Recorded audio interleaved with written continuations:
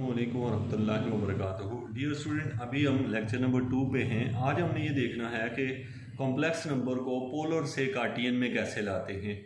यानी अगर हमें पहले से क्वेश्चन पोलर में दिया हो तो कार्टियन में कैसे लाते हैं। तो अब आपको मैं छोटा सा ये बता दूं, जैसे मेरे पास यहाँ एक क्वेश्चन है, लिखा हुआ है cos of π/6 plus iota sine of π/6। ये आपको कोई क्वेश्चन दिया हुआ है तो आपसे कहा जाता है कि इस क्वेश्चन को आप कन्वर्ट करें कि इसमें ये पहले से पोलर में दिया है। पोलर का मतलब होता है एंगल की फॉर्म में दिया हुआ है, तो एंगल से जो है ना कार्टियन में लेके आए। अब स्टूडेंट, चूँकि मेरा जो लेक्चर होता है एक, उसके अंदर वो तमाम पॉइंट्स होते हैं जो कि किसी स्टूडेंट के को काम करने में जितनी भी दुश्वारियाँ होती है मैंने सारी डिस्कस की होती हैं, ताकि स्टूडेंट अगर पूरी वीडियो को तवज्जो से देख ले तो दोबारा कभी उस तरह का एग्ज़ाम में क्वेश्चन जब पूछा जाता है तो वो हर तरह के क्वेश्चन को सिंप्लीफाई कर सके, हल कर सके।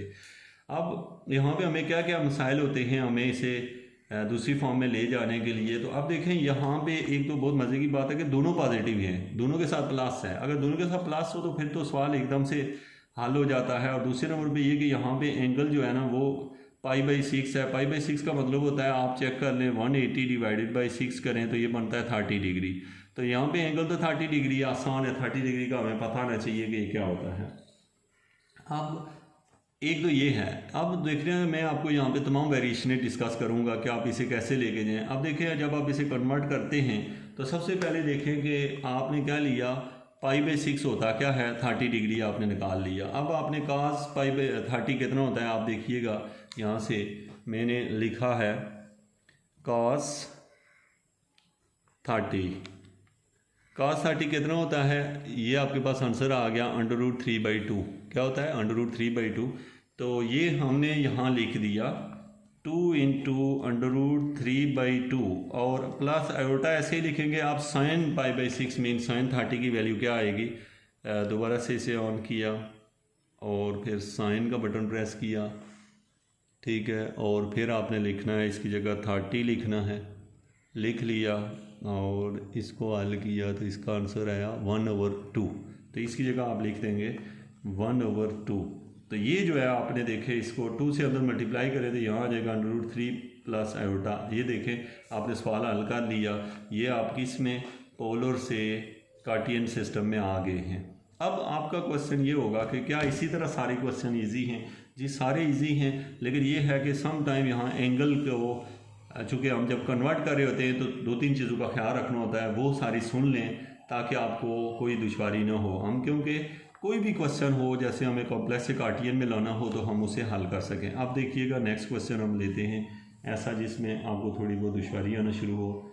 अब मुझे ये क्वेश्चन दिया हुआ है, अच्छा ये जो क्वेश्चन होता है ना, इसको लिखने का ये तरीका भी होता है। जैसे लिखा हुआ है 2, तो मैं यहाँ पे रिपीट कर देता हूँ, जैसे r cos theta plus iota sine theta, इसमें r कॉमन है बाहर, तो इसको लिखने का ये तरीका भी होता है RCIS ऑफ थीटा।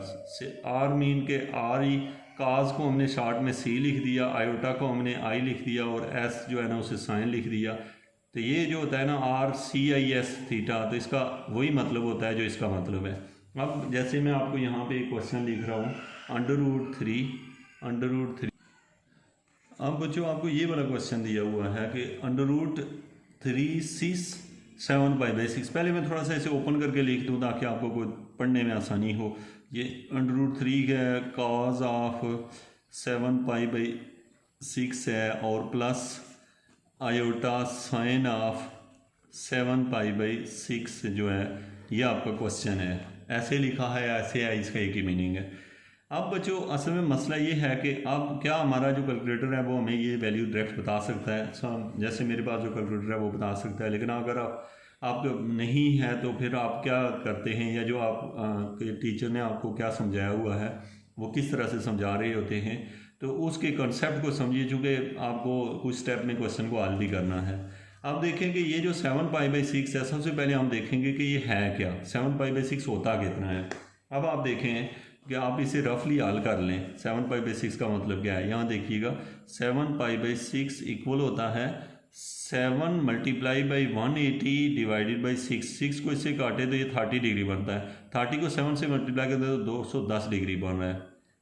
आपको पता है 7 3 7 21 और एक 0, 210 डिग्री। अब देखें 210 डिग्री को जब आप कन्वर्ट कर रहे होंगे, ये मैं आपके सारे पॉइंट क्लियर कर रहा हूँ, मेन के ये समझिएगा तो आप सारे इस तरह के सवाल समझ चुके होंगे।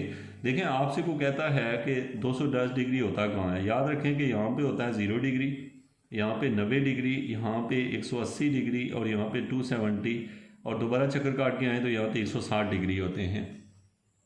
ठीक है, अब आपके पास टोटल जो है ना ये कीमतें हैं, यानी आप घूम के आए हैं, आपको पता है 0, 90, 180, 270। अब इसका मतलब है 210 डिग्री जो है वो तीसरे क्वाड्रेंट में कहीं आता है। अब तीसरे क्वाड्रेंट में कितना आगे चला गया है ये तीसरे क्वाड्रेंट में 180 में कितना ऐड करें तो 210 होता है, 180 में 30 ऐड करें तो 210 होता है, यानी कि हमें पता है कि ये यहाँ पे है। अब मतलब इसका है कि इसी का हम 30 लिख सकते हैं। अब इसको समझिएगा वो कैसे, मैं आपको पूरा ये समझा देता हूँ। देखें √3, अब मैं इसे लिखूँगा cos 30 मीन पाई बाई कुछ बनता है ये 6, प्लस आयोटा साइन 30 लिखूँ या पाई बाई 6। ये मैंने ऐसे कैसे लिख लिया, मुझे पता चला कि ये 210 था, 210 में अब ये लिखा कैसे करते हैं इस चीज़ को समझें, जो कि आपके लिए समझना बहुत ज़रूरी है कि आपने ये कैसे लिखा। देखें अब अगर आपके पास एंगल यहाँ पे कहीं हुआ, मैं आपको अगर यहाँ पे इसकी तफसील बताऊँ कि देखिए अगर एंगल आपका हमेशा जब आप पोलर से कार्टियन में लाएंगे तो अगर एंगल यहाँ हुआ तो वो तो पहले से ही कुछ ना कुछ कीमत दी होगी थीटा। अगर यहाँ पे कहीं आपको दिया हुआ जिसमें मसलन अगर एंगल आपको 170 डिग्री दे दिया जाता है तो फिर उसको आप क्या पढ़ेंगे, उसको 10 डिग्री आप पढ़ेंगे। क्यों पढ़ेंगे मैं आपको समझाता हूँ बात। और अगर तीसरे में दिया हुआ तो उसको भी कुछ और पढ़ेंगे और यहाँ दिया हुआ कुछ और पढ़ेंगे। मसलन अगर मुझे कोई कहता है कि बताओ कि 30 डिग्री क्या होता है, तो मैं कहूँगा 30 डिग्री 30 होता है, 80 डिग्री मैं कहूँगा 80 डिग्री 80 होता है। लेकिन मैं कहूँगा अगर 100 डिग्री तो 100 डिग्री का मतलब होगा कि मैं उसको लिखूँगा 100 मीन के 100 इधर आ जाएगा तो ये बन जाएगा 70। समझिएगा कैसे। असल में आपको ये है कि जब भी एंगल जो दिया होगा आप ये कर देंगे, फार्मूला यूज़ करेंगे कि अगर आपको फर्स्ट क्वाड्रेंट में पहले से एंगल है तो फिर तो मसला ही नहीं है, यानी एंगल अगर 0 से 90 के दरमियान में है तो फिर तो कोई मसला नहीं। 90 से अगर ऊपर गया हुआ एंगल है तो आप क्या करेंगे, यानी कि ऐसे आएंगे, सेकंड क्वाड्रेंट में आएंगे, पाई माइनस थीटा करेंगे तो आप आ जाएंगे।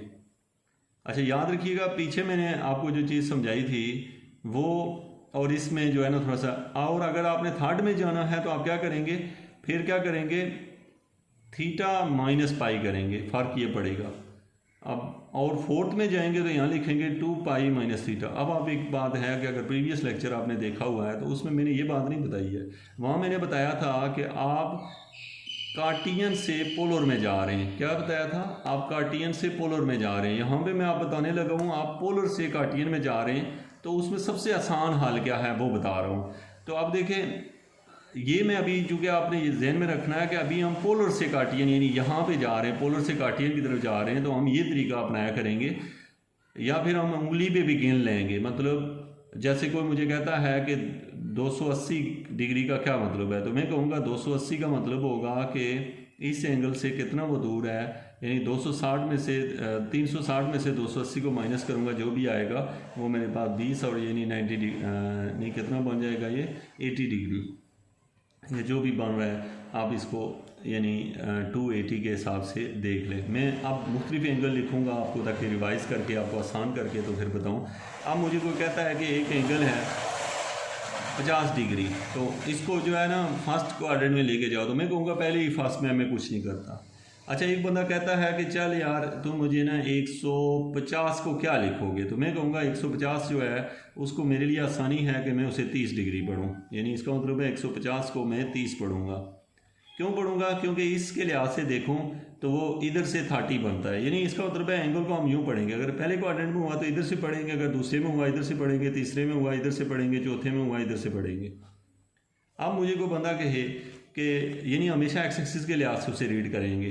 अब अगर कोई बंदा मुझे कहता है अच्छा ये बताओ कि एंगल आपका 200 है, कितना एंगल है 200 है, तो आप उसे जवाब दोगे यार 200 का मतलब है 200 कहाँ होगा, यहाँ पे कहीं होगा, 180 से 20 आ गए तो इसको 20 पढ़ेंगे आप। इसका मतलब है एंगल अगर आपका 180 से ज़्यादा हो जाए तो उसको गिन लो कितना ज़्यादा हुआ है, और कम हो तो कितना कम है। अब अगर मैंने कहा 140 है तो आप इसे 40 डिग्री पढ़ोगे, और अगर मैं कहूँ कि 220 है तो फिर आप इसे पढ़ेंगे 180 से कितना ज़्यादा हो गया, 40 ज़्यादा हो गया, तो इसको 40 पढ़ेंगे। तो मतलब ये कि आपको एंगल पढ़ना आना चाहिए। अब मैं क्वेश्चन लूँगा यही वाला जो लिया हुआ है, ये मैंने क्या किया, मेरे पास 210 आया, 210 180 से 30 आ गए थे, इसलिए हमने लिख दिए। अब जब हमने यूं ही लिख लिया, अब हम चले जाते हैं, ये एंगल तो हमें मिल गया, लेकिन एक बहुत ही ख़ास पॉइंट है जो आपने यहाँ समझना है। यहाँ प्लस माइनस का बड़ा अहम रोल है। प्लस माइनस का ये रोल होता है कि आपको पता है कि 210 जो है वो तीसरे क्वाड्रेंट में जाके आता है। अब तीसरे क्वाड्रेंट में आपको पता है कि x की वैल्यू क्या होती है थर्ड क्वाड्रेंट में। यहाँ पे आप बना के देख लें, ये x है, ये x नेगेटिव है, ये y है, ये y नेगेटिव है। थर्ड क्वाड्रेंट यहाँ पे है, इसमें दोनों नेगेटिव होते हैं, दोनों मीन के फिर हमें यहाँ भी माइनस लगाना पड़ेगा, यहाँ भी। बस आपका क्वेश्चन अब सॉल्व हो गया है। उसकी रीज़न ये कि आप जस्ट आप कैलकुलेटर से कीमत देख लें, cos 30 क्या है और sin 30 क्या है, वो यहाँ रख दें। मैं आपको दिखा देता हूँ, तो या फिर आपने ज़बानी याद हूँ आपको वैल्यू, तो cos 30 लिखेंगे, cos 30 ये आ जाता है मेरे √3/2, तो आपने यहाँ पे लिख लिया -√3/2, और यहाँ पे लिख देंगे माइनस cos sin 30 की शायद 1/2 आती होगी, तो ये आपने हल कर लिया है। यानी वो मतलब मैंने जितनी बातें बताई हैं वो यहाँ कहीं भी नज़र नहीं आएंगी आपको, जस्ट एक स्टेप की वजह से सब कुछ बता रहा था कि इस स्टेप में आपने जब इस चीज़ को इस तरह कैसे लिखना है, जब लिख लोगे तो अगर यही चीज़ मतलब अगर सेकंड क्वाड्रेंट में दी होती तो यहाँ हम साइन कुछ और रखते। हम एक और एग्जांपल देखते हैं ताकि आपको इस तरह के किसी भी क्वेश्चन में कोई मसला ना आए। अब जैसे कि एक क्वेश्चन दिया हुआ है 5 6 3π/4 है, यानी या ऐसे दिया होगा 5 cos of 3π/4 plus iota sine of 3π/4, ये क्वेश्चन दिया हुआ है। अब आपसे कोई कहता है इसे हल करो, तो अब हम सबसे पहले ये ढूंढेंगे यार 3π/4 होता क्या है, रफ में चेक करेंगे। रफ में 180 डिवाइडेड बाई 4 यहाँ पे आ जाएगा 45 डिग्री, ये बनेगा 135 डिग्री शायद, आप चेक करें 15 और 135 डिग्री बन रहा है। अब आप खुद समझें कि 135 डिग्री होता कितना है। 135 को पढ़ेंगे हम, 180 में से 135 निकालें तो ये बनता है हमारे पास 10 में से 5 और फिर 7 में से 3 जो है वो 45 डिग्री बन गया। इसका मतलब है इस एंगल को आप पढ़ेंगे 5 cos ऑफ 45 डिग्री। यहाँ पे अभी कुछ भी ना लिखें, माइनस लिख लिया करें, क्योंकि माइनस को प्लस बनाना आसान होता है लेकिन प्लस को माइनस बनाए तो कटिंग होती है, इसलिए पहले ही माइनस लिख लें।